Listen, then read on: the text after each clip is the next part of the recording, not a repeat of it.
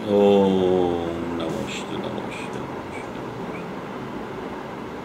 પ્રણમો લોહી શૌત્રિકાળવર્તી અરહંતાણમ નમો લોહી શૌત્રિકાળવર્તી સીતાણમ નમો લોહી શૌત્રિકાળવર્તી આયર્યાણમ નમો લોહી શૌત્રિકાળવર્તી ઉવજ્જાણમ નમો લોહી શૌત્રિકાળવર્તી શવશાવણમ ઓમકાર બિંદુ સંયુક્તમ નિત્યમ ધ્યાયન્તિ યોગિના કામદમ મોક્ષદમ ચૈવ ઓમકારાય નમો નમઃ મંગલમ ભગવાન વીરો મંગલમ ગૌતમો ગણી મંગલમ કુંદ કુંદાર્યુ જૈન ધર્મોસ્તુ મંગલમ સર્વમંગલ માંગલ્યમ સર્વકલ્યાણકારકમ પ્રધાનમ સર્વધર્માણામ જૈનમ જયતુ શાસનમ નમઃ સમયસારાય સ્વાનુભૂત્યા ચકાશતે ચિત્સ્વભાવાય ભાવાય સર્વભાવાંતરચ્છિદે એગો મેં શાસદો અપા જ્ઞાન દર્શન લખણો શેષા મેં બાહિરા ભાવા સવે સંયોગ લખણા મારો સુશાશ્વત એક દર્શન જ્ઞાન લક્ષણ જીવ છે, બાકી બધા સંયોગ લક્ષણ ભાવ બુજતી બાહ્ય છે.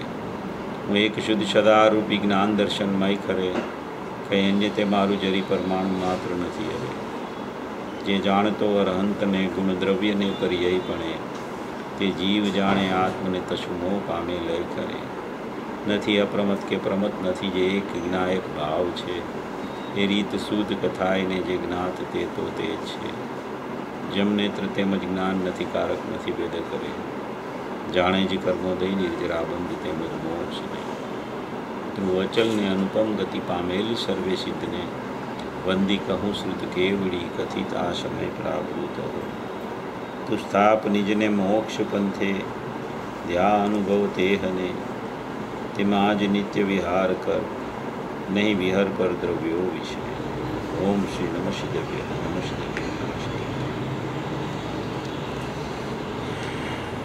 પૂજ્ય ગુરુદેવ શ્રીના પ્રવચનોમાં મંદિરમાં ખૂબ જ અપૂર્વ ગાથા 192મી ગાથા 3 દિવસથી ચાલે છે. આજે તો ગાથા પૂરી થઈ ગઈ, પણ ખૂબ જ સુંદર ગાથા અને એકદમ દ્રષ્ટિના વિષયનું આબેહૂબ વર્ણન એમાં આચાર્ય ભગવાને કરેલું છે. અને એટલી બધી મહિમાવંત ગાથા છે કે 5 બોલથી આખી ગાથામાં ત્રિકાળી દ્રવ્ય સ્વભાવની સિદ્ધિ કરી. એને એ આત્મા છે એ જ્ઞાન દર્શન ભૂત આત્મા એ અતિન્દ્રિય મહાપદાર્થ છે. અને એ જ્ઞાન દર્શન ભૂત હોવાને કારણે એ અતિન્દ્રિય મહાપદાર્થ અચળ અને નિરાલંબન છે. કારણ કે એ કેમ અચળ અને નિરાલંબન છે? કારણ કે એ પોતે સ્વતઃ અતિન્દ્રિય મહાપદાર્થ છે. કોઈ ઇન્દ્રિયથી ખ્યાલમાં આવે એવો કે ઇન્દ્રિયથી જણાય કે ઇન્દ્રિયના લક્ષ્ય અતિન્દ્રિય આત્માનો ખ્યાલ આવે એવો આત્મા નથી. એ પોતે સ્વતઃસિદ્ધ અતિન્દ્રિય મહાપદાર્થ છે. અને એ અતિન્દ્રિય મહાપદાર્થ જ્ઞાન દર્શનમયપણાને કારણે છે કે એના સ્વભાવો જે છે એ ત્રિકાળ એનું જ્ઞાન દર્શનમયપણું અનાદિ અનંત રહેલું છે. માટે એ અતિન્દ્રિય મહાપદાર્થ છે અને એટલે અચળ ને નિરાલંબન છે. એવી આખી 5 વિશેષણથી એક વસ્તુ માત્ર ત્રિકાળી દ્રવ્યની સિદ્ધિ, એની આ અપૂર્વથી અપૂર્વ ગાથા 192મી ગાથા. આપણે ગયા રવિવારે પણ વાત થઈ હતી કે આ બહુ સુંદર ગાથા આવવાની છે 192મી. એ એટલી બધી અદ્ભુત ગાથા છે કે હમણાં હું સોનગઢ ગયો હતો ત્યારે પ્રવચન ચાલતા હતા, પ્રવચન સાર ઉપરના બપોરે. તો એ પ્રવચન સારમાં પણ ત્યાં ગયો ત્યારે અલિંગ્રહણના પ્રવચન ચાલતા હતા. તો અલિંગ્રહણમાં 68મી સાલનું પ્રવચન ચાલતું હતું. 19-20 બોલ નંબર, 19 ને 20માં બોલ પર. એમાં પૂજ્ય ગુરુદેવશ્રીએ એક એવી અદ્ભુત વાત કરી કે હમણાં મેં અલિંગ્રહણના બોલ થોડા ટાઈમ પહેલાં લીધા હતા પૂજ્ય ગુરુદેવ કે, અને એ અલિંગ્રહણના બોલ ઉપર 28 પ્રવચન થયા. કેટલા? 28 પ્રવચન. અને એમ કે એના પછી 20 ગાથા પછી પાછી 192મી ગાથા આવી કે એના ઉપર 8 પ્રવચન થયા. એમ 28 ને 8 36 પ્રવચન આ 2 ગાથા ઉપર થયા. એટલે ગુરુદેવે એ 36 પ્રવચનની વાત કરીને એવું સ્પષ્ટીકરણ કર્યું કે આવી ખાલી 2 ગાથા ઉપર 36 પ્રવચન થયા, 172 ગાથા અલિંગ્રહણની આવી એના ઉપર 28 પ્રવચન થયા. એક વખત આખી ગાથા પૂરી કરી અલિંગ્રહણના 20 બોલ, અને ફરી કોઈએ કીધું કે આ પાછા ફરીથી બોલ લ્યો, એટલે પહેલેથી પાછા 20 બોલ ફરીથી લીધા. એમ કરીને 28 પ્રવચન થયા. હમણાં આપણે આ પ્રવચન ચાલે છે એમાંય રામજી બાપુજીએ કીધું કે આ તો ફરીથી લેવા જેવું છે કે અલિંગ્રહણના બોલ ચાલ્યા ત્યારે. એટલે આપણે આ પર્યુષણ પહેલાં અલિંગ્રહણના બોલ 3-4 પ્રવચન ચાલી ગયા હતા, પણ પર્યુષણ પછી પહેલેથી મૂક્યા હતા આપણે પ્રવચન. એટલે આ અલિંગ્રહણના બોલ અને આ 192મી ગાથા કેટલી રહસ્યમય છે, એમાં કેટલો બધો વિષય આવી જાય છે, એમાં કેટલું બધું ગર્ભિતપણે અંદર પડેલું છે. એ જો ખરેખર આપણને ખ્યાલમાં આવી જાય તો આપણો જે સ્વભાવ ત્રિકાળ છે, જે જ્ઞાયક ભાવ છે, જે અતિન્દ્રિય જ્ઞાન આનંદથી ભરેલો પદાર્થ છે, એક શાશ્વત ધ્રુવત્વ લઈને બેઠેલી એક વસ્તુ છે આપણી, એ વસ્તુ કેવી છે, બસ એ જ ખરેખર સમજવાનો વિષય છે. આ બધી ગાથાઓમાં 172 ગાથામાં 192 ગાથામાં એનું જ વિવેચન આવ્યા કરે છે. આત્માને સદાય અકર્તા સ્થાપિત કરે, આત્માને સદાય અકારણ સ્થાપિત કરે, એવો એક જે ત્રિકાળ ધ્રુવત્વ લઈને બેઠેલો જે આખો શાશ્વત પદાર્થ છે, એની આખું વિશ્લેષણ એનું આવે. જેમ આપણે 175 ગાથામાં એનો સવિકલ્પ ને નિર્વિકલ્પ સ્વભાવનું વર્ણન આવ્યું કે જ્ઞાન દર્શનમય સ્વભાવ છે. હવે આ પ્રવચનસારની એક એવી કોઈ વિશેષતા છે કે એ પહેલેથી ચાલુ થયું છે, અને તમે જુઓ કે એમાં વિવિધ પ્રકારના દરેક વિષયો આવે છે. કોઈ વિષય એમાં બાકી રહેતો નથી. વિવિધ પ્રકારના દરેક વિષયો આવ્યા કરે. એમાં ઇન્દ્રિયનો વિષય આવે, ઇન્દ્રિય જ્ઞાનનો વિષય આવે, અતિન્દ્રિય જ્ઞાનનો વિષય આવે, અતિન્દ્રિય જ્ઞાનમય આત્મા કેવો છે એ આવે, જ્ઞાન દર્શન ભૂત કેવું એનું સ્વરૂપ છે એ આવે, અચળપણું કેવું છે, નિરાલંબનપણું કેવું છે. અલિંગ્રહણના બોલમાં દ્રવ્યમાં ગુણભેદ નથી, દ્રવ્યમાં પર્યાય નથી. પાછી પર્યાય એમ કહે છે કે દ્રવ્ય સામાન્યનું મને અવલંબન જ નથી, એવો હું મહાપદાર્થ આત્મા છું. એવી કેટલી બધી અલગ અલગ અપેક્ષાઓથી સિદ્ધ કરી અને એક નિરપેક્ષ તત્વ બતાવવું છે, એક જ્ઞાયક ભાવ ઉપર લઈ જવો છે જીવને. બધું બતાવ્યા કરે છે, બધો વિષય આવ્યા કરે છે, પણ એને મૂળમાં એક જ્ઞાયક તત્વ બતાવવું છે. એમ સમયસારમાં તો આખું સમયસાર સળંગ આવ્યું છે.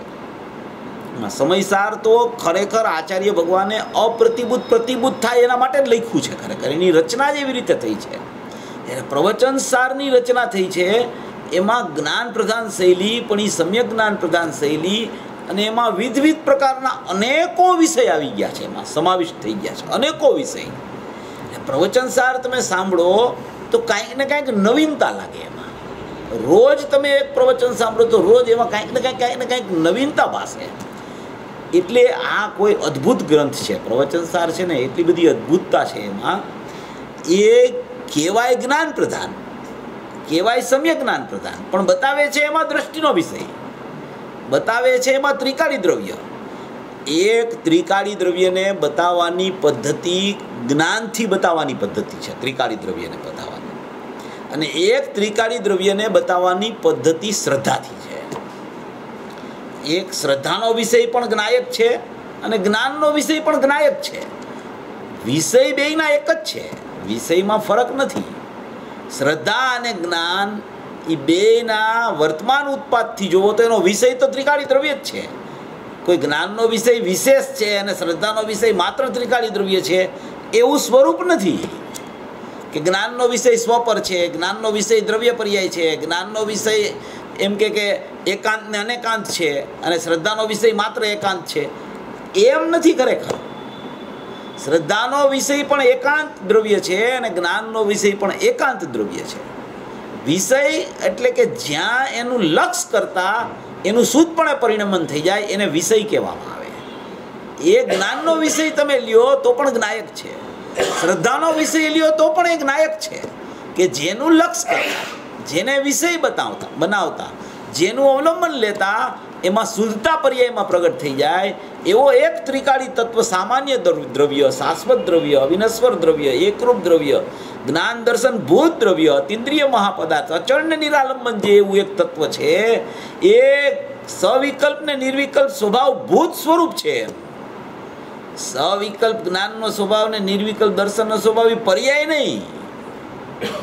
એના રૂપ આખું ત્રિકાળી દ્રવ્ય સ્વરૂપ છે. એ પર્યાય તો પૃથક છે, એમાં પર્યાય છે જ નહીં. એવી એક વસ્તુ માત્ર છે, એવું એક દ્રવ્ય શાશ્વત છે, એવો એક ત્રિકાળ આત્મા છે. એવી આમાં ચર્ચા અલિંગ ગ્રહણના બોલમાં આ 175 ગાથામાં અને 192 ગાથામાં પણ હમણાં એ ચર્ચા ખૂબ સુંદર રીતે આવી.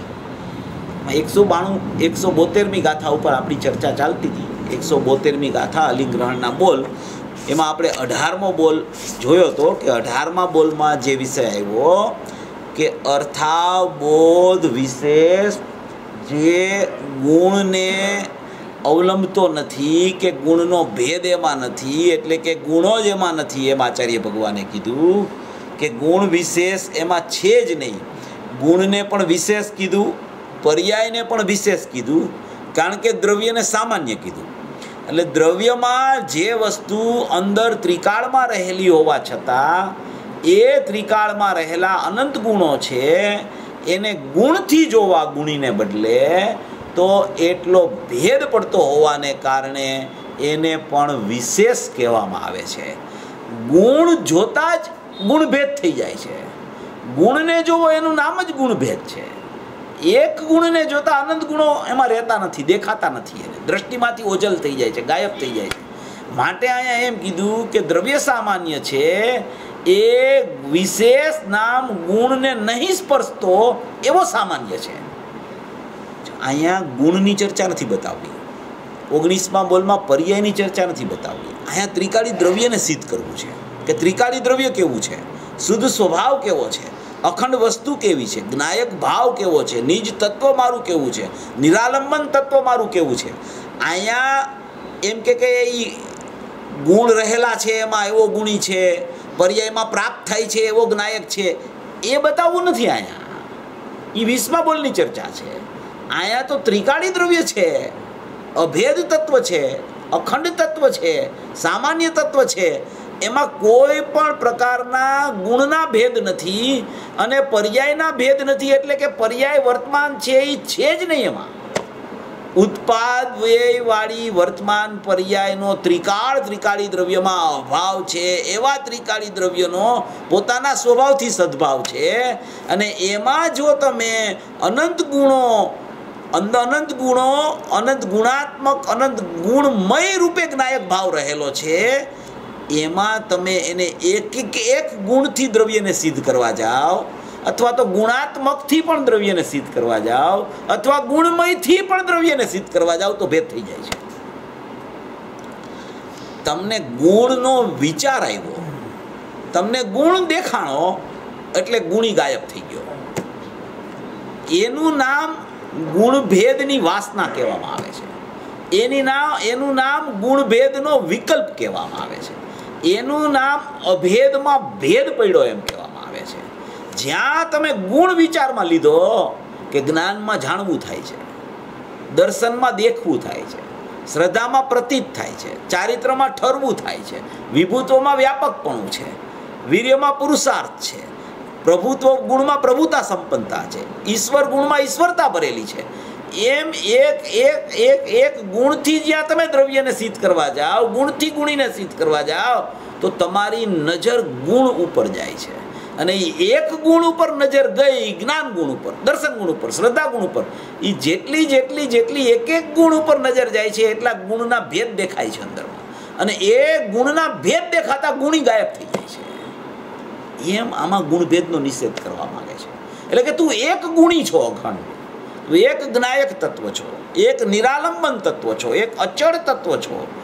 એવું તારું અતિન્દ્રિય મહાપદાર્થમયપણું છે. એવો શાશ્વત દ્રવ્ય, ત્રિકાળ દ્રવ્ય, સામાન્ય દ્રવ્ય, એમાં કોઈ પણ પ્રકારના ભેદભંગ છે જ નહીં. ત્યાં સુધી કહે છે કે ગુણ નથી, એમ કહે છે. ગુણોથી ભરેલો છે અને કહે છે ગુણ નથી. એટલે ગુણ નથી એટલે કે ગુણનો ભેદ નથી. જ્યાં તું ગુણને જોવસ ત્યાં ગુણભેદ થઈ જાય છે. એટલે એ આચાર્ય ભગવાન એમ કહે છે ગુણ નથી. ગુરુદેવ તો એને ગુણભેદથી જ લે અને એ ગુણભેદ જ કહેવાય એને. પણ એ ગુણ નથી એમ શું કામ લખ્યું છે આચાર્ય ભગવાને? શા માટે ગુણ નથી એમ લખ્યું છે? કે આત્મામાં ગુણ નથી એવું નથી. આત્મા કાંઈ ખાલી નથી. આત્મા ગુણથી ભરેલો છે. આત્મા ગુણોથી સભર છે, પણ ગુણથી આત્માને નથી જોવાનો. જો તું એને ગુણથી જોઈશ તો ગુણી દ્રષ્ટિમાં નહીં આવે. આ દ્રષ્ટિનો વિષય બતાવે છે. દ્રષ્ટિનો વિષય છે એ અકર્તા અને અકારણ છે, અવેદક છે, અભેદ છે, અપરિણામી છે, શાશ્વત છે, એકરૂપ છે, ધ્રુવ છે. એમાં કોઈ પણ પ્રકારના ભેદ છે જ નહીં. તો કે એમાં ભેદો ગર્ભિત છે કે નહીં? ગર્ભિતપણે ભેદ છે કે નહીં? તો કે ગર્ભિતપણે ભેદ છે એમ જોવું એનું નામ જ ભેદનું લક્ષ છે. એનું નામ જ અભેદનું લક્ષ છૂટી જાય છે. કોઈ પણ પ્રકારે જ્યાં તમે કાંઈ પણ એમાં અંદરની કોઈ પણ વસ્તુને છૂટી પાડીને જોવાનો પ્રયત્ન કરો તો ભેદ વિકલ્પની ઉત્પત્તિ થાય છે. માટે ત્રિકાળી દ્રવ્ય ખંડિત થઈ જાય છે. એ ગુણોથી ખંડિત થયું. દ્રવ્ય ક્ષેત્ર કાળ ભાવના ભેદથી જોવો તો એ દ્રવ્ય ક્ષેત્ર કાળ ભાવના ભેદથી ખંડિત થઈ ગયું, અખંડ ન રહ્યું. એટલે એ દ્રષ્ટિનો વિષય નથી. એમ અહીંયા એકલો અખંડ દ્રષ્ટિનો વિષય બતાવે છે, એકલો અભેદ દ્રષ્ટિનો વિષય બતાવે છે કે ગુણથી પણ તું ગુણીને જોવાનો પ્રયત્ન ન કર. કે આ ગુણ તો છે ને, ભલે પર્યાય તો પરદ્રવ્ય છે, પર્યાય તો નથી, પર્યાય તો મારામાં છે જ નહીં, કારણ કે એ તો અણમણતો ભાવ છે, ઔપાધિક ભાવ છે. એ ગુણ જેવો ભાવ નથી પર્યાય. ગુણમાં ઉત્પાદવ્યય નથી, પર્યાયમાં ઉત્પાદવ્યય છે. એટલે ઉત્પાદવ્યય તો સર્વતા ભિન્ન છે, પણ ઉત્પાદવ્યય ભિન્ન છે તો ગુણ તો છે ને આત્મામાં. આત્મા ગુણી છે તો એમાં શું રહેલું છે? ગુણ તો રહેલા છે ને. તો એ પર્યાયનો નિષેધ તે કરી દીધો, પણ ગુણના ભેદમાં તું આવ્યો ત્યાં જ ખરેખર પર્યાયમાં વિકલ્પની ઉત્પત્તિ થઈ ગઈ.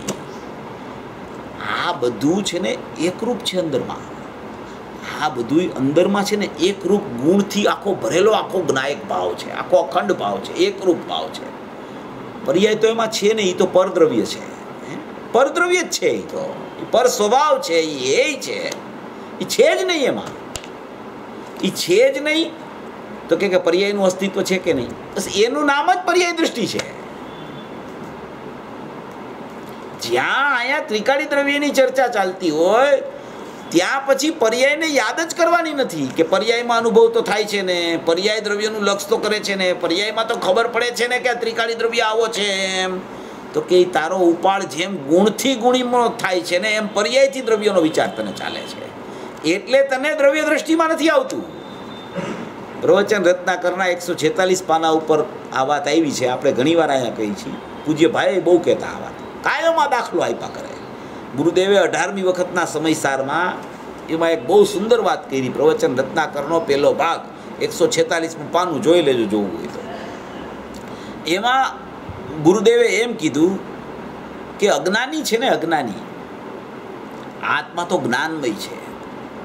આત્મા કોઈ અજ્ઞાની હોતો જ નથી, પણ એ આત્માને ઓળખતો નથી, એમ નામ અજ્ઞાની છે. તો એવો અજ્ઞાની છે ને, એ અજ્ઞાની બને છે કેમ?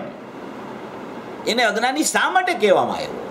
એ તો જ્ઞાની છે, એ તો જ્ઞાનમય છે, એ તો જ્ઞાન દર્શન આનંદથી ભરેલી મૂર્તિ છે. આખી અમૂર્તિક મૂર્તિ, ત્રિકાળ મૂર્તિ છે. એવો શાશ્વત પદાર્થ છે. એને અજ્ઞાની શા માટે કીધો તમે?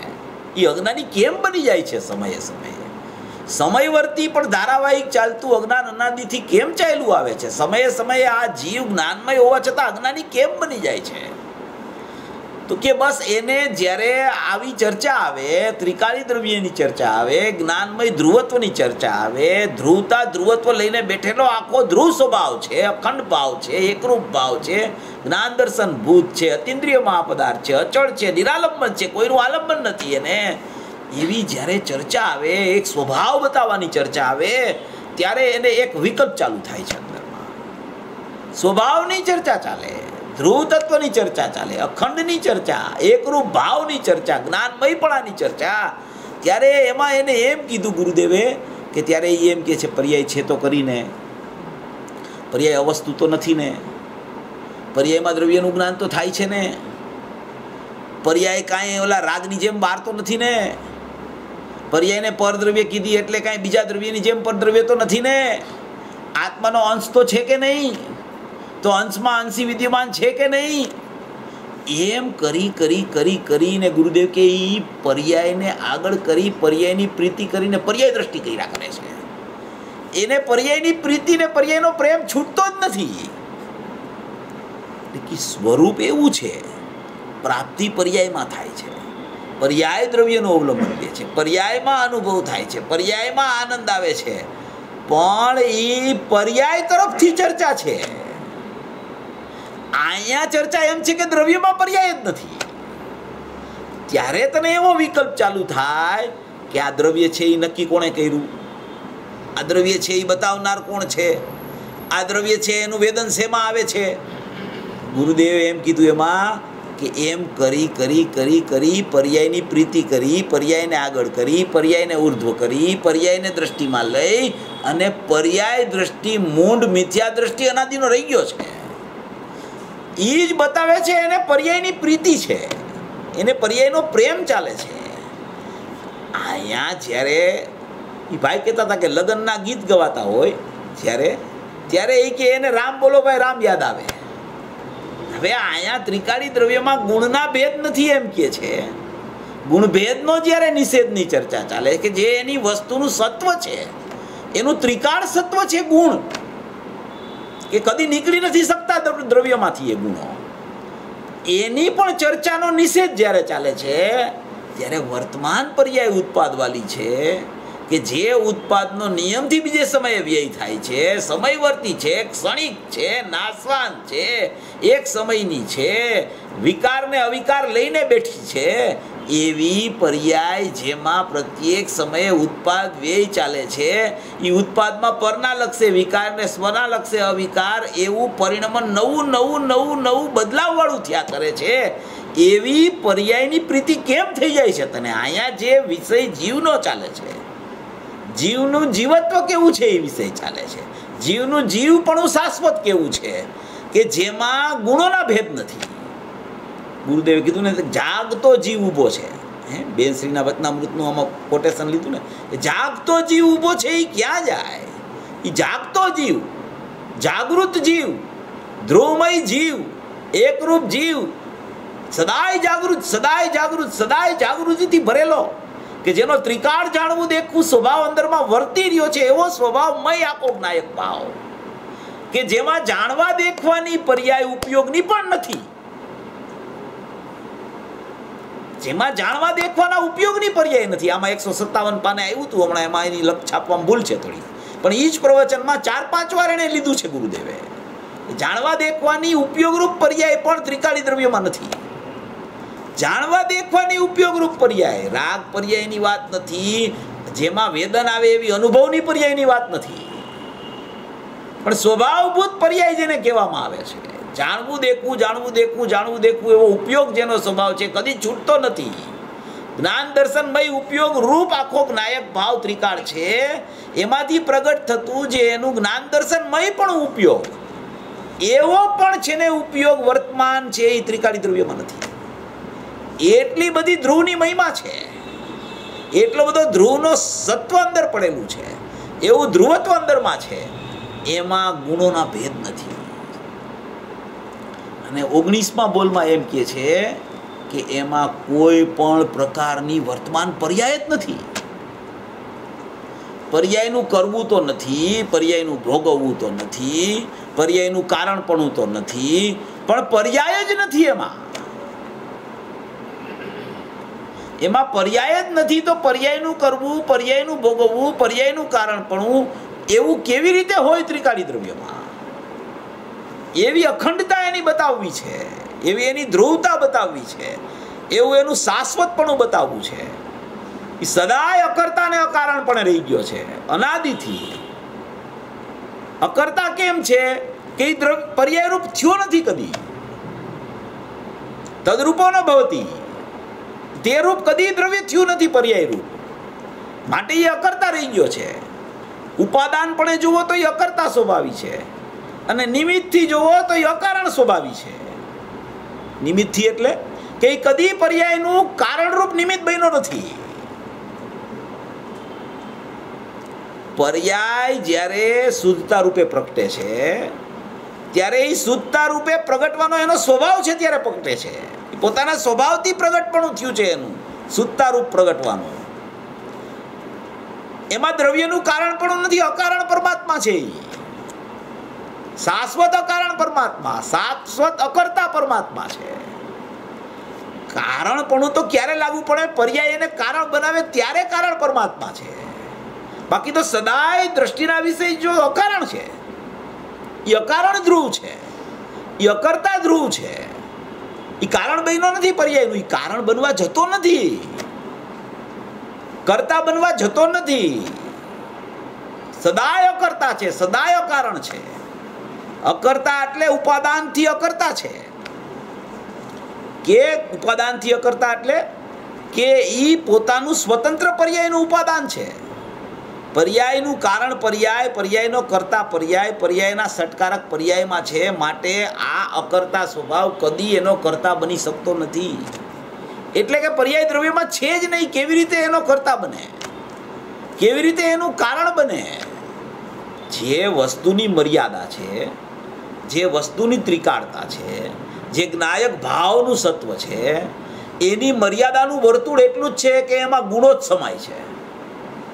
એમાં વર્તમાન ઉત્પાદ સમાતો જ નથી, એ બહાર જ રહે છે. તો એ બહાર જે વસ્તુ રહેતી હોય એનો કરતા એ કેવી રીતે બની શકે? એનું કારણ કેવી રીતે એ બની શકે? એનો વેદક કેવી રીતે એ બની શકે? એ તો અકર્તા, અકારક, અવેદક અને અભોગતા અને અકારણ રહી ગયો છે. કારણ કે એમાં વસ્તુમાં પર્યાય જ નથી. એમાં વસ્તુમાં જો એમાં હોય તો એનું ઈ કારણ બને, તો એનો ઈ કર્તા બને, તો એનો વેદક બને, તો એનું ભોગતાપણું એને લાગુ પડે. પણ એમાં ઈ છે જ નહીં. હમણાં ગુરુદેવને કોઈ પ્રશ્ન કર્યો, હમણાં જ આવ્યો, બધાએ સાંભળ્યો. ગુરુદેવને એમ કીધું, કોઈ પ્રશ્ન કર્યો કે પર્યાયમાં રહી અને દ્રવ્યને જાણે છે કે દ્રવ્યરૂપ થઈને દ્રવ્યને જાણે છે? હમણાં 2 દિવસ પહેલા આવ્યો હતો પ્રશ્ન. ગુરુદેવને પ્રશ્ન કર્યો કે પર્યાયમાં રહીને દ્રવ્યને જાણે છે? ગુરુદેવે જવાબ આપ્યો કે પર્યાયમાં રહીને જ દ્રવ્યને જાણે છે. પર્યાય દ્રવ્યરૂપ થઈને દ્રવ્યને નથી જાણતી. એટલે બતાવવું છે શું? અહીંયા બેયની ભિન્નતા બતાવવી છે. એમ અહીંયા દ્રવ્યમાં પર્યાય છે જ નહીં, એમ ભિન્નતા બતાવવી છે. 19મા બોલમાં છે જ નહીં જે વસ્તુ એમાં. હવે એનું કરવાપણું, એનું કારણપણું, એનું ભોગવવાપણું, એનું વેદવાપણું કેવી રીતે હોય આત્માને? એટલે તો ત્રિકાળ અકારક કીધો એને, ત્રિકાળ અવેદક કીધો, ત્રિકાળ અકારણ કીધો એને, ત્રિકાળ અભોગતા કીધો. આપણે નિયમસારની ગાથા ચાલી ને 77 થી 81, એમાં આવ્યું ને કે પરિણામનો કર્તા આત્મા નથી, કારયતા નથી, અનુબોધક નથી અને કારણ નથી. એમ વિષય આવ્યો ને, 4 વાત આવી. કર્તા નથી, કારયતા નથી, અનુબોધક નથી અને કારણ નથી. પરિણામનું કારણ નથી. સંયમ લબ્ધિના પરિણામ, ધ્યાનના પરિણામ, શ્રેણીના પરિણામ, એનો કર્તા આત્મા નથી, એનો ભોગતા આત્મા નથી. એવું નિરાલંબન તત્વ છે, એવું અચળ તત્વ છે, એવો અતિન્દ્રિય મહાપદાર્થ છે, એવો દર્શનભૂત ને જ્ઞાનમય પદાર્થ છે. એવું એનું સ્વરૂપ રહી ગયું છે અનાદિથી.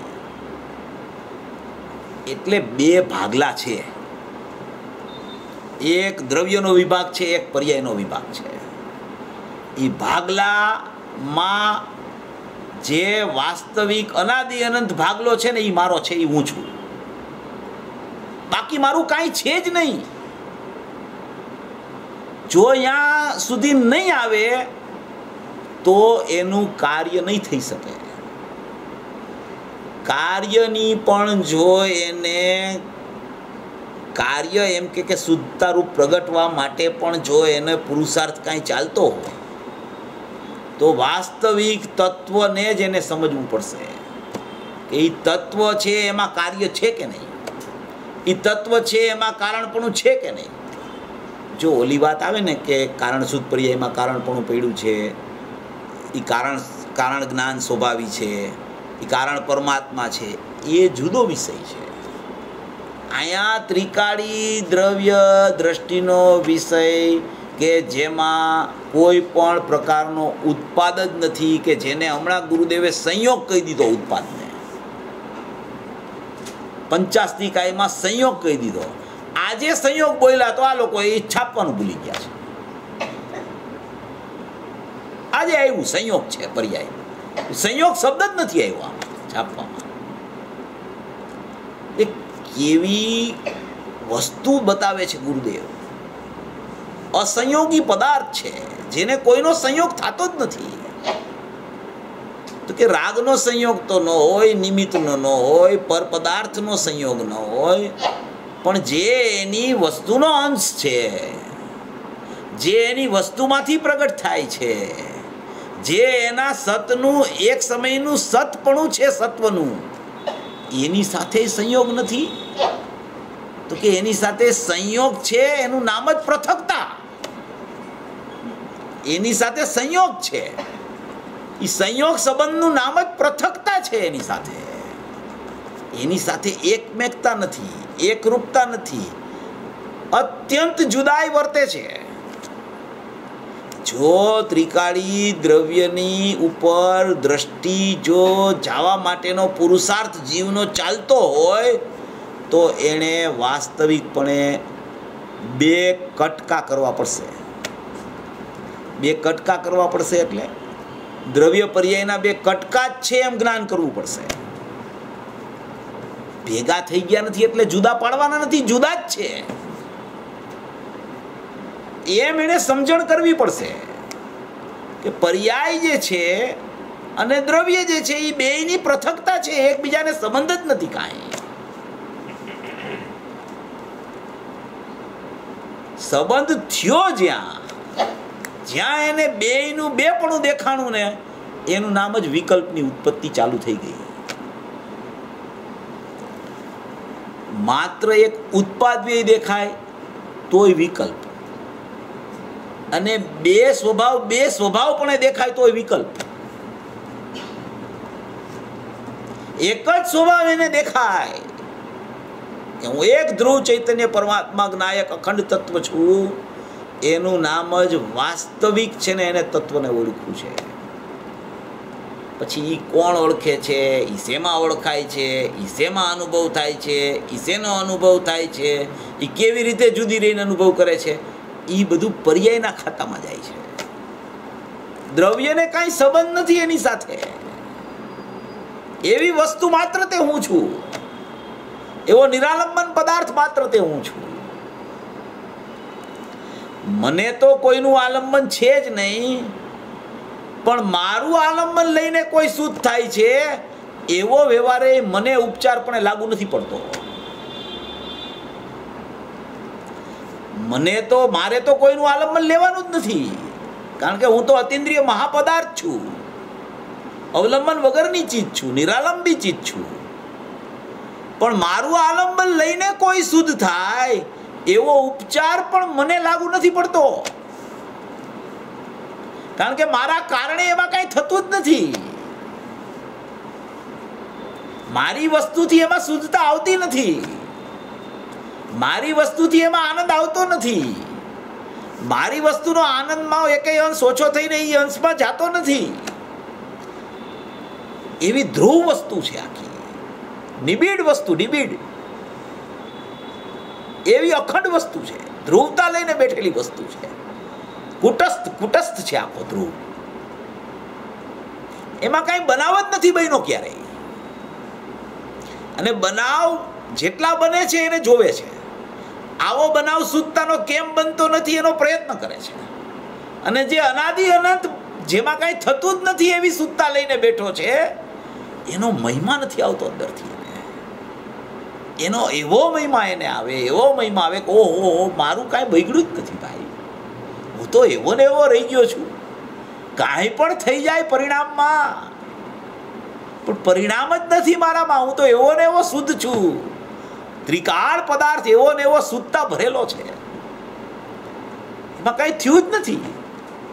જ્યાં એવો ખ્યાલ આવે છે ત્યાં જ ખરેખર એના કાર્યમાં ઢગલા થવા માંડે શુદ્ધતાના.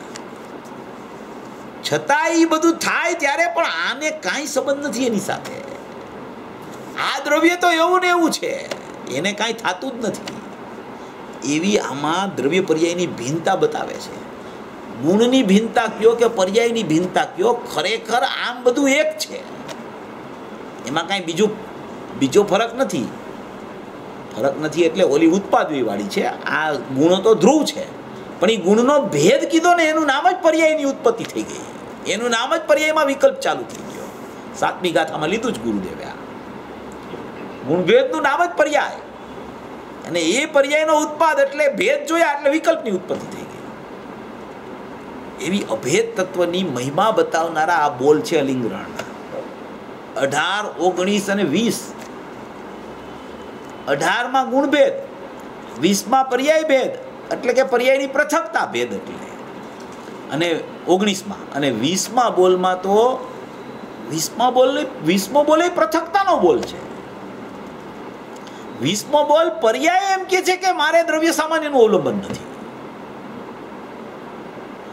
દ્રવ્ય એમ કે મારામાં પર્યાય નથી. દ્રવ્ય તો બોલતું જ નથી, પણ એને બોલતું જોવું હોય ને તો પણ એમાં ગુણના ભેદ નથી ને પર્યાય નથી એવું બોલે છે. એના સિવાય કાંઈ બોલતું નથી. એને હું જાણનાર તત્વ છું, હું અખંડ તત્વ છું, એક તત્વ છું, શુદ્ધ તત્વ છું, નિરાલંબન તત્વ છું, અતિન્દ્રિય મહાપદાર્થ છું, જ્ઞાન દર્શન ભૂત છું, અચળ છું, એમ એટલું એનું સ્વરૂપ છે. હવે એ સ્વરૂપ પર્યાય એમ કે છે હવે 20મા બોલમાં કે હું તો મારા કારણે મારામાં મારાથી જ છું. મને કોઈના અવલંબનની જરૂર નથી કે હું દ્રવ્યનું અવલંબન લઉં માટે શુદ્ધ થાવ. એવી પરાધીનતા મારે દ્રવ્યની નથી. સોગાનીજીએ કીધું કે એક વખત બનાવ્યો એવો ભાઈનો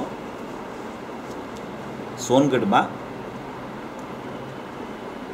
લાલચંદભાઈ અને સોગાનીજી બે સાથે સાથે ચાલી અને લાલચંદભાઈની ઘરે બે જમવા જતા હતા. સોગાનીજી અને લાલચંદભાઈ બે તો બે જમવા જતા રસ્તામાં આ વાત થઈ. ગુરુદેવના પ્રવચનમાંથી નીકળ્યા અને ચાલતા ચાલતા ઘરે જતા હતા. એમાં સોગાનીજી બોલી ગયા. ગુરુદેવના પ્રવચનમાં વાત આવી હશે કે लालचंद भाई, ये जो पर्याय द्रव्य का अवलंबन लेती है इसलिए शुद्ध होती है, ये बात तो मुझे बहुत खटकती है। पर्याय द्रव्य का अवलंबन ले क्यों? उसके पास क्या नहीं है तो उसको किसी का अवलंबन लेना पड़े, किसी का आधार लेना पड़े। कोई शुद्ध पदार्थ है इसीलिए पर्याय में शुद्धि आती है, तो वो तो आधारित हो गई वो पर्याय।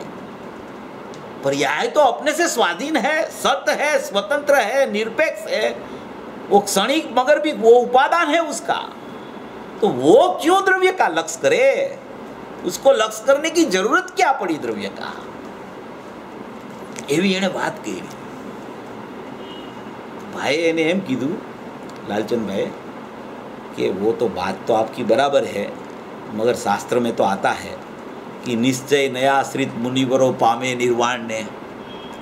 એટલે એને શું કામ આવો પ્રશ્ન કર્યો? વધારે કાંઈક કઢાવવા માટે, એને નિષેધ કરવા માટે પ્રશ્ન નથી કર્યો, એને બેની દોસ્તી હતી। તો એણે એવો પ્રશ્ન કર્યો કે आपकी बात तो सही है, मगर वो शास्त्र में तो आता है निश्चय नयाश्रित मुनिवरो पामे निर्वाण ने, એટલે એમ કે આશ્રય લે નિર્વાણ થાય છે એમ। तो कि लालचंद भाई वो सब बात तो है, वो सब आगम की बात है, वो सब व्यवहार है, मगर पर्याय अवलंबन लेती ही नहीं द्रव्य का। वो तो स्वयं शुद्ध होती है अपने से, उसको क्या जरूरत पड़ी अवलंबन लेने की? उसमें क्या कमी है? उसमें अपने सटकारक है, उसको क्यों जरूरत पड़ेगी द्रव्य की? द्रव्य का सटकारक की जरूरत उसको क्यों पड़ेगी? वो तो खुद अपने से शुद्ध होती है, तब उसका मुख किस पर है वो बताने के लिए बात है। बाकी उधर लक्ष्य किया इसलिए शुद्ध हुई, ऐसा भी सचमुच में पर्याय का स्वभाव नहीं है। એ માયા પર્યાય 20મા બોલમાં કહે છે કે હું તો મારાથી શુદ્ધ છું, હું તો સ્વતંત્ર મારાથી કરતા થઈ અને મારું કાર્ય આવે છે। આનું અવલંબન લવ માટે અહીંયા કાર્ય આવે તો વ્યવહારનું કથન છે. એને કોઈના અવલંબનની જરૂર નથી એવી ખુમારી બતાવે છે 20મા બોલમાં પર્યાય. એ તો એમ કહે છે કે મારું દ્રવ્ય હું જ છું, મારે બીજા દ્રવ્યનું કામ શું છે? હું જ મારું દ્રવ્ય, હું જ મારો કર્તા, હું જ મારું કરણ, હું જ મારું કારણ. સંપ્રદાન અપાદાન અધિકરણ બધું મારામાં છે. મારે કોઈની જરૂર જ નથી. હું મારા સ્વાધીનતાથી શુદ્ધ થાઉં છું. ત્યારે કોઈને એવો વિકલ્પ આવે કે આમાં પૂર્વ પર્યાયમાં મિથ્યાત્વ હતું ને આ પર્યાયમાં સમ્યક દર્શન થઈ ગયું તો શું કર્યું એણે? તો એવો વ્યવહાર ઊભો થાય કે એ દ્રવ્ય સામું જોયું એણે. એટલી મર્યાદિત વાત છે. બાકી દ્રવ્યને કારણે અહીંયા શુદ્ધતા આવી છે એવું બિલકુલ નથી. પર્યાય પોતાના ષટકારકથી સ્વતંત્રપણે શુદ્ધતા રૂપે પરિણમ્યું છે. એમ અહીંયા એવી વસ્તુ બતાવવા માંગે છે. વસ્તુ શુદ્ધ રહી ગઈ છે અનાદિથી, કાંઈ બનાવ બન્યો નથી એમાં. જો આ વસ્ત્ર છે ને, આ વસ્ત્ર છે ને એ સફેદ છે. સફેદ આ સફેદ વસ્ત્ર છે ને, તો આ સફેદાઈ તો એનો સ્વભાવ છે. એ તો એનો સ્વભાવ છે.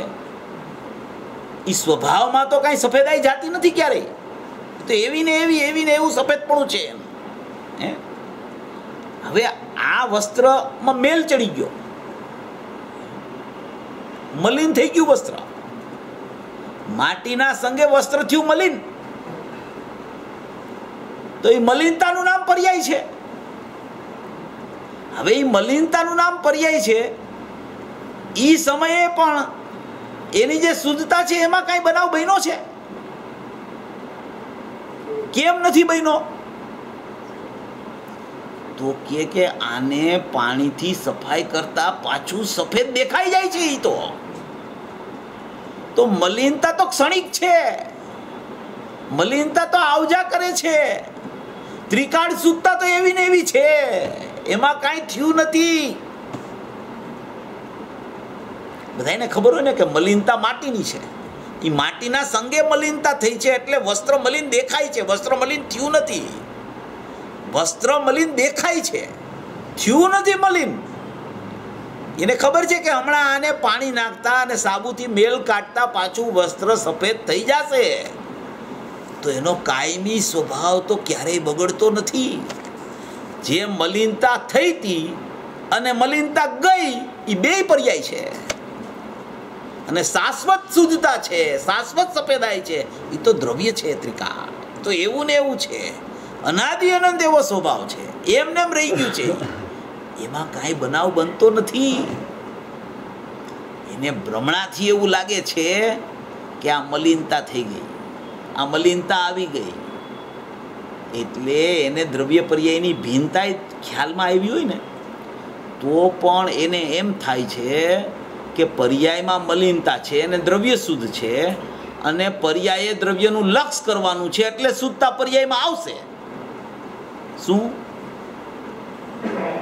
દ્રવ્ય શુદ્ધ છે, પર્યાયમાં મલિનતા છે, અને મલિનતા દૂર કરવા માટે શુદ્ધનું લક્ષ કરતા મલિનતા દૂર થઈ જશે. અહીંયા પર્યાયની એવી રીતે ના પાડે છે 20મા બોલમાં.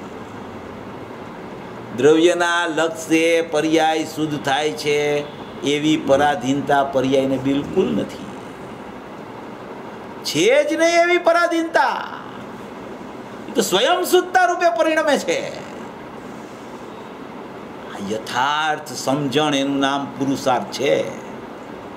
યથાર્થ સમજણ, કાંઈ ફેરવવા બેરવવાનું છે નહીં આમાં. કાંઈ ભાગલા તો ભાગલા જ છે, એમાં કાંઈ ભેગું થવાનું નથી ક્યારેય. જુદાઈ તો જુદાઈ જ છે, પૃથકતા તો પૃથકતા જ છે. નહીતર તો બે સ્વભાવના નામ જ ન પડે દ્રવ્ય ને પર્યાય. બેની પૃથકતા છે એટલે તો બે નામ છે. પ્રમાણના વિષયની ચર્ચા પરથી જુદું પાડવા માટે જુદી, દ્રષ્ટિના વિષયની ચર્ચા પર્યાયથી જુદું પાડવા માટે જુદી.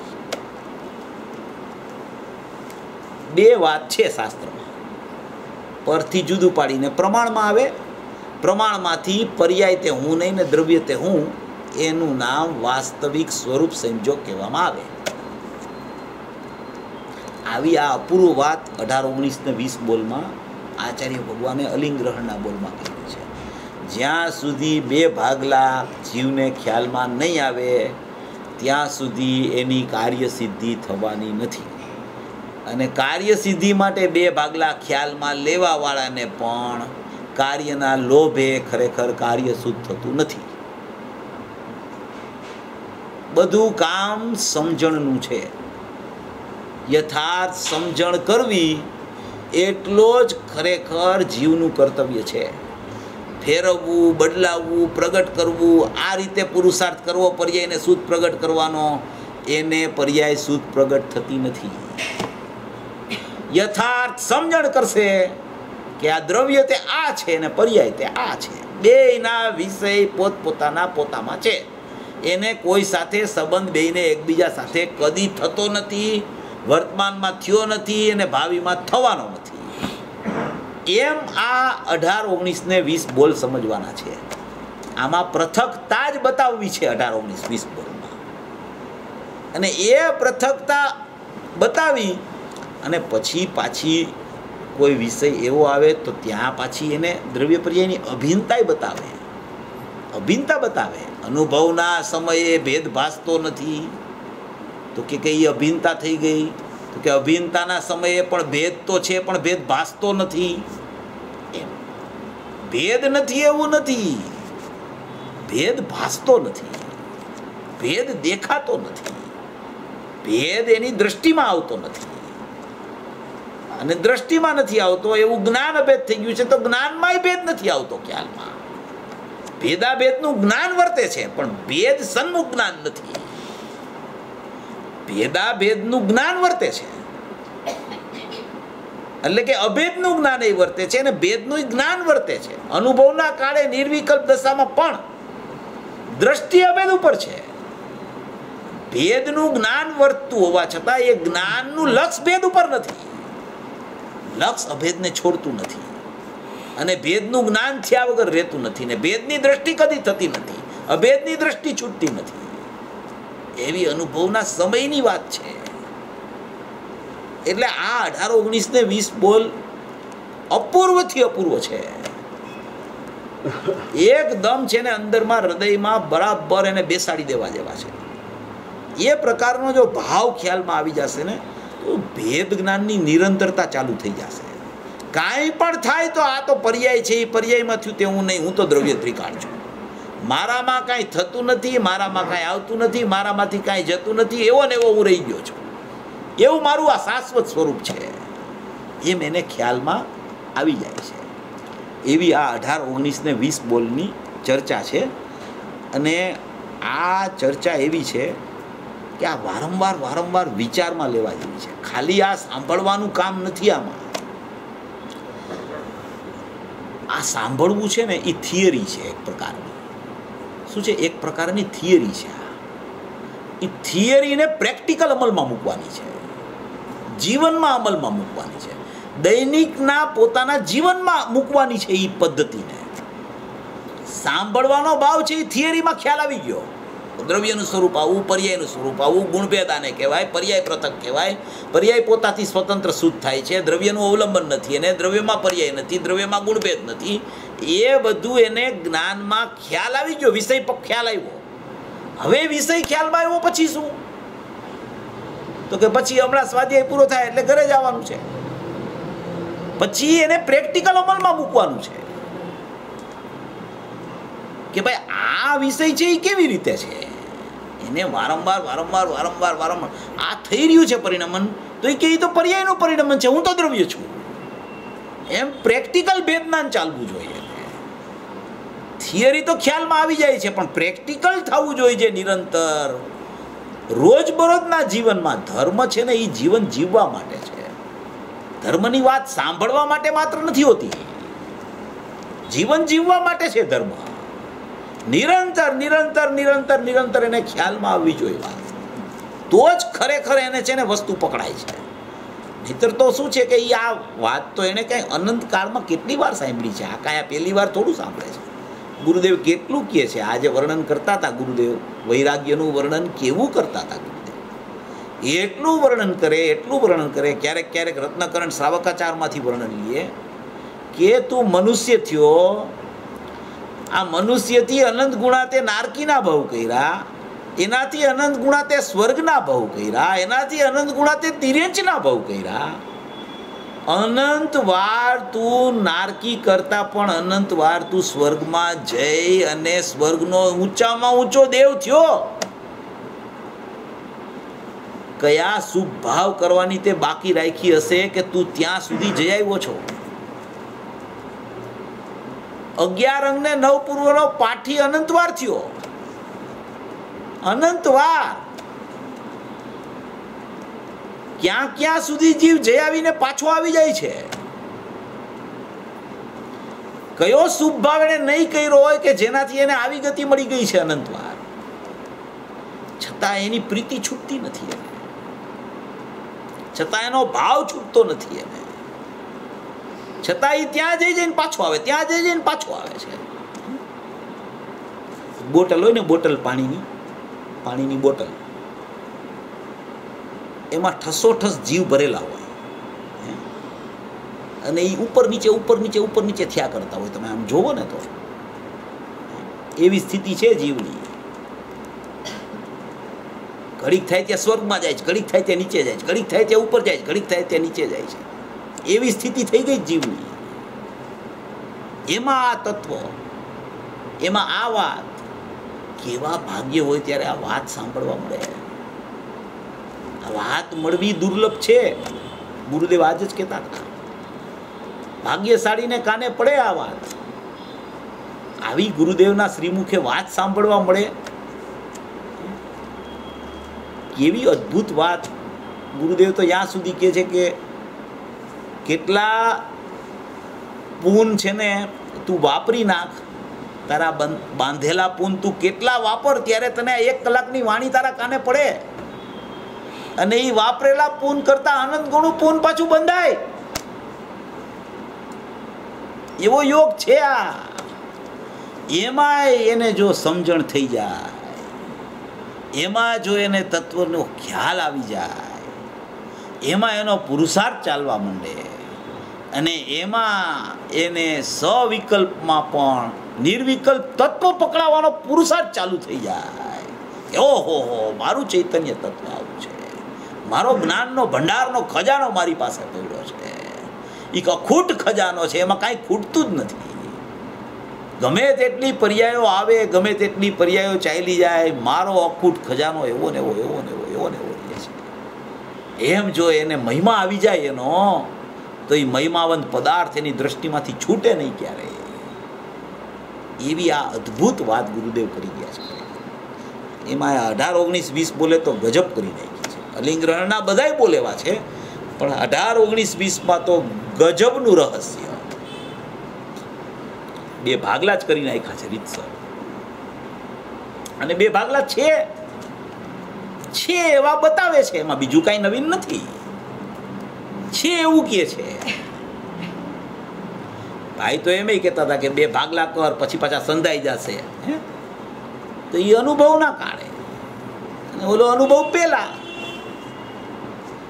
સંધાય છે. એ ટાઈમે ભાગલા જ છે. સંધાય છે એ તો વિકલ્પ છૂટ્યો છે, એ વિકલ્પ છૂટી ગયો છે, એનું નામ નિર્વિકલ્પપણું છે. બાકી અહીંયા કાંઈ દ્રવ્ય ને પર્યાય એક નથી થઈ જતા. તો બેયનું સ્થાન જ્યાં છે ત્યાં જ છે. પર્યાય કોઈ દિવસ પર્યાયનું ક્ષેત્ર છોડી અને દ્રવ્યના ક્ષેત્રમાં જતી જ નથી કોઈ કાળે. અનાદિ અનંત કાળમાં ક્યારે પણ, જ્યાં સુધી પર્યાય છે ત્યાં સુધી. વર્તમાન પર્યાયનું ક્ષેત્ર છોડીને કદી દ્રવ્યમાં જતી નથી. એના ક્ષેત્રથી દ્રવ્યના ક્ષેત્રમાં કદી પહોંચતી જ નથી. જ્યારે એ દ્રવ્યમાં જાય છે ત્યારે એનું નામ પર્યાય નથી હોતું, ત્યારે એ ગુણ થઈ ગયો. પર્યાય એનું ક્ષેત્ર છોડી અને ક્યારેય દ્રવ્યના ક્ષેત્રમાં જતી નથી. એટલી પૃથકતા એની પ્રથમથી રહી ગઈ છે અને અનંતકાળ સુધી એવી પૃથકતા છે. ભલે સિદ્ધ દશામાં એનું દ્રવ્ય પર્યાયનું ચોસલું થઈ ગયું હોય છતાં ઉત્પાદન ચાલુ છે, એટલે પૃથકતા છે અહીંયા. આવી વસ્તુની સ્થિતિ છે, આવો દ્રવ્ય પર્યાયનો વિભાગ છે, આવી વસ્તુ સ્થિતિ અનાદિથી રહી ગઈ છે, છતાંય એને પર્યાયને સુધારવાના ભાવમાં પર્યાય બગડે છે.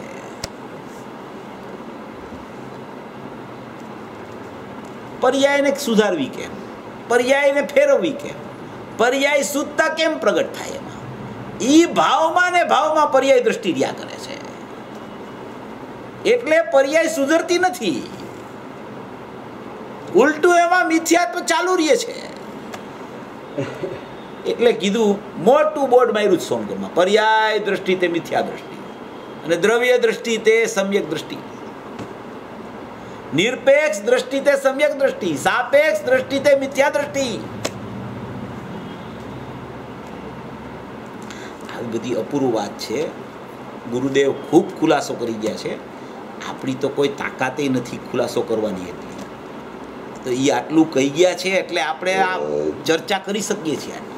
કેટલો બધો વિસ્તાર કરી ગયા છે એમાં. એણે કીધું ને, મને તો બહુ, મેં તો કીધું આ 28 પ્રવચન અલિંગ ગ્રહણ ઉપર કર્યા કન્ટિન્યુઅસ, અને 8 પ્રવચન 192 ગાથા ઉપર. એ તો બુકમાં છે, જોઈ લેજો. સાંભળવા હોય તો સાંભળજો, જેને સાંભળવો હોય ને, રસ હોય તો સાંભળો. આ તો પછી એવું છે ને કે રસનું કામ છે આમાં. ચૈતન્ય રસ ઘૂંટાતો હોય ને, એ તો ગુરુદેવનું કાંઈક આવે ને એટલે તરત પાછા પોતે ચાલુ કરી દઈએ બધું સાંભળવા. આમાં કાંઈક રહસ્ય છે, આ બીજી વાર લીધું, આટલું બધા પ્રવચન કેમ કર્યા એમ ખ્યાલ આવે ને. સાંભળતા તો હોય બધા, ન સાંભળતા હોય એવું નથી, પણ આ સાંભળીને વિચાર કરીને એક નિર્ણયની ભૂમિકા ન આવે તો આ સાંભળવું એ કાંઈ ખરેખર કામનું નથી. એ ગુરુદેવે કીધું ને કે નરક કરતાં અનંત વાર સ્વર્ગમાં ગયો છે, બસ એ એટલું છે એમાં, એનાથી આગળ કાંઈ નથી એમાં. એટલે આમાં નિર્ણયની ભૂમિકા આવવી જોઈએ. નિર્ણયની ભૂમિકા જો ન આવે તો પછી છે ને, આ તો પછી અનાદિનું ચાલે જ છે, એમાં કાંઈ બહુ પાય નવીનતા નથી એમાં. તો અનંતવાર સમોસરણમાં ગયો છે, ભગવાનની દિવ્ય ધ્વનિ સાંભળી જ છે, ઓમકાર સાંભળ્યો છે એણે, અનંતવાર ગયો છે, કાંઈ એમાં ફેર નહીં પડે. પાછો આ વારંવાર આવી જ જાય છે એમ. એ ઓલા સીસીના જીવડા જેવું છે, ઉપર નીચે ઉપર નીચે ઉપર નીચે ઉપર નીચે થયા જ કરે, થયા જ કરે, થયા જ કરે છે. કીધું ને 18 વાર નિગોદમાં જન્મ મરણ જન્મ મરણ જન્મ થયા જ કરે, થયા જ કરે, થયા જ કરે. નરકનું આયુષ્ય એવું, સ્વર્ગના આયુષ્ય લાંબા, પણ અહીંયા દુઃખી થવા જાય છે જીવ. અહીંયા ક્યાં સુખ હતું? સુખ તો અહીં અંદર છે. એટલે આ બધું એવું છે, સમજી નિર્ણયની ભૂમિકા આવી અને એ નિર્ણયને દ્રઢ કરવાનો છે. નિર્ણય દ્રઢ થતાં જ ખરેખર પર્યાયમાં શુદ્ધિ આવી જશે. એવી આ વ્યવસ્થા છે, એવું સ્વરૂપ છે. ગુરુદેવ ખૂબ કહી ગયા છે, એમાં કાંઈ બીજું આપણે નવું કહેતા નથી. અને આ વિષય બધો આમાં એટલો બધો સરસ આવ્યો છે. આ બધી આપણે આ બીજો એક વિષય લેવો તો, પણ હવે એ વિષય તો આવશે. ટૂંકમાં એટલી બધી અપૂર્વ વાત છે આ 18, 19, 20 બોલની, કે દરેક જીવો જો સાંભળે વારંવાર વારંવાર વારંવાર એને. મેં તો હમણાં આ બોલ વાંચી લીધા હતા આપણે અહીંયા મંગલાયાત્રામાં, હમણાં અલિંગ ગ્રહણના બોલ જ ચાલ્યા કરે બધે. એટલા બધા સરસ બોલ છે, એટલા બધા અદ્ભુતથી અદ્ભુત અલિંગ ગ્રહણમાં રહસ્ય ભરેલું છે. ગુરુદેવે ખાસ પ્રવચનમાં લીધા પાછા અલિંગ ગ્રહણના બોલ. પોતે સવારે રોજ સ્વાધ્યાય કરે પાછા બોલ. એમાં બધા વિષય આવી ગયા છે આમાં અલિંગ ગ્રહણના 20 બોલ. કોઈ વિષય બાકી નથી એમાં. ઉપયોગનો વિષય છે, ઇન્દ્રિય જ્ઞાનનો વિષય છે, આત્મા પરને જાણે છે કે નથી જાણતો એ વિષય છે, બાહ્યનું અવલંબન લે છે કે નથી લેતો, જ્ઞાનનું કોઈ હરણ કરતું નથી, સ્ત્રીલિંગ, પુલિંગ, નપુસકલિંગ, મેનાકાર, અમેનાકાર, દ્રવ્યમાં ગુણ છે કે નહીં, ગુણભેદ છે કે નહીં, પર્યાય છે કે નહીં, પર્યાય એમ કે છે કે હું દ્રવ્ય છું. આ બધી વસ્તુ આમાં આવી ગઈ છે. એટલે આમાં બહુ અપૂર્વતા ભરેલી છે. વારંવાર વારંવાર વારંવાર આ છે ને સાંભળવા જેવા છે બોલ, 20 બોલ. એવી અપૂર્વતા સર્વ મોક્ષ માર્ગી જીવનની પ્રગટ થાય એવી